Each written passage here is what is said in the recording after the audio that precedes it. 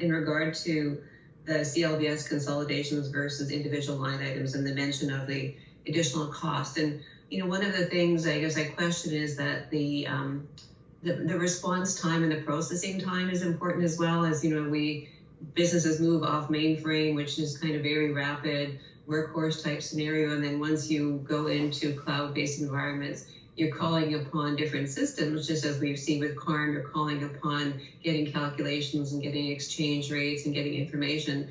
So I guess in that discussion of consolidation versus non-consolidation, and with the volumes you mentioned, I guess there should be some consideration as to what those impacts might be, so that trade are aware if there is in fact then a slowness to the processing, and I guess that additional cost too of that messaging and that calling upon different applications via an API to get the information that's needed, which is so different from today from the old KDEX system. And if I may, Doug, we're testing performance right now with CARM, and it's performant, but there is a cost factor and there's a volumetric factor. We pay for volume. So our desire to understand what's going to trend is based on what's going to cost us to support it. But the performance is being tested. We have at least 2 teams doing full-on performance testing to make certain that this thing performs as per our service level. But there's a trend there that we can't ignore. If the industry moves to let's move away from consolidation to individual lines, we need to know it. As Mike mentioned, our conversations with CBP lead us to believe that the behavior you're likely to exhibit is to deconsolidate. They saw that with the new thresholds under CUSMA. And so that's our operating assumption. But as Mike says, we need to hear from you if that is in fact what you're foresee doing, because it has implications on our end as well. I saw Kim's hand up. Yeah, I'm just carrying on the same thought process, and that is we have been asking actually for quite a few years now with the CARM work to be able to provide deconsolidated line item detail. And we've been told flat no by CBSA we couldn't do that for the reasons we're just discussing. So encouraged to see that you're thinking about it, but we've certainly been asking about this for quite a few years. And I think the crux of the question is, because now we're forced into such a disconnected, clunky process that we have to do, release, and obviously CLBS is a little bit different. But now we have different data sets under with the CAD that we were requesting just to be able to touch it once. And so for that reason, we wanted to have this. So again, if you go back to the documentation, I feel, well, at least 5 years since you've been fully funded, it's been on the table that whole period of time. Yeah, I recall you saying that a few times, Kim. Fair point. It's actually in your outstanding questions list as well. So we keep asking about that. It's there. No, Doug, it's Mike. And it's still on the table. We need to know what's the trend, and in part it's a business decision to say what's your run? What are you going to do? Well, Mike, I can tell you right now, there's quite a few large players, even on this call right now, that would do it if you allow them to. You've been saying you won't. This is the problem.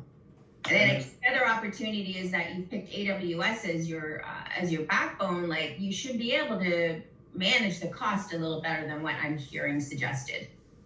No, not. Well, let's delineate the two. There's a front end process that we need to protect, and the front end infrastructure is not CARM.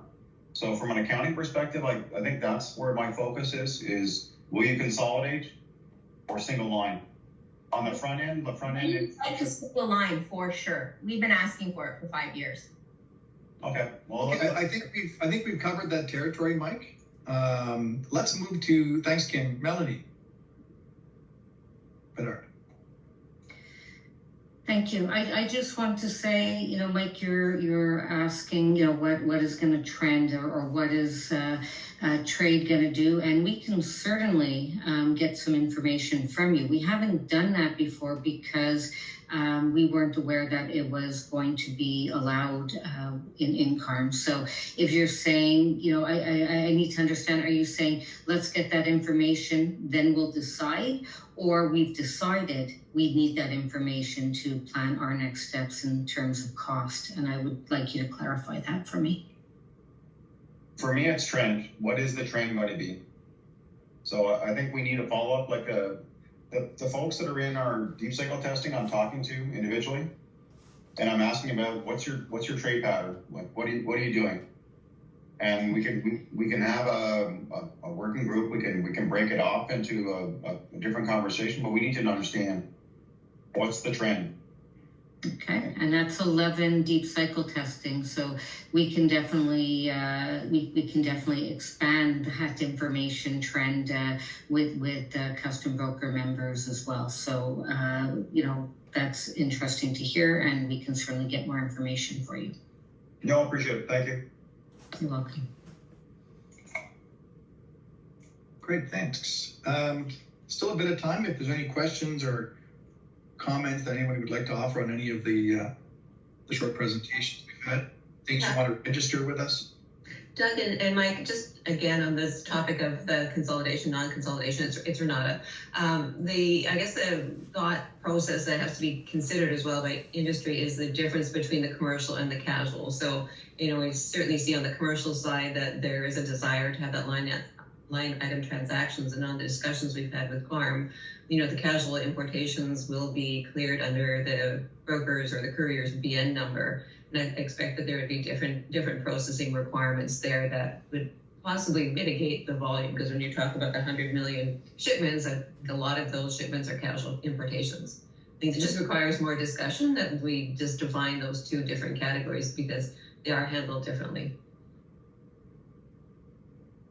Great, thanks, Renata. Ryan, you're up.